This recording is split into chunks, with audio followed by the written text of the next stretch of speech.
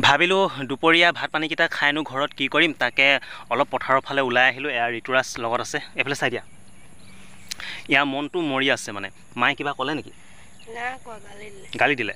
মাকে বোলে গালি দিলে। যি কি নহওক, আজি শনিবাৰ আছিল। শনিবাৰে মানে স্কুল সিহঁতৰ সোনকালে ছুটি দিয়ে। ছুটি দিয়াত মানে ভাত পানীকেইটা খালোঁ আৰু খাই মেলি লগতে ওলাই আহিলোঁ। বাকী ইয়াক মাকে গালি দিলে, যিহেতু মানে সৰু ল'ৰা থাকে আৰু কিছুমান দুষ্টামি কৰিলে মাক দেউতাকে গালি দিবই দিয়কচোন।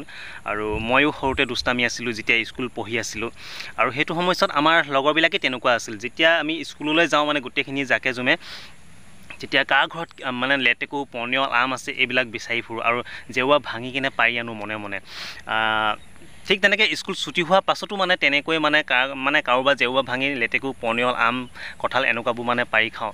আৰু সেই সময়ছোৱাত খুবেই ভাল লাগিছিল তেনেকুৱাখিনি কৰি কিনে।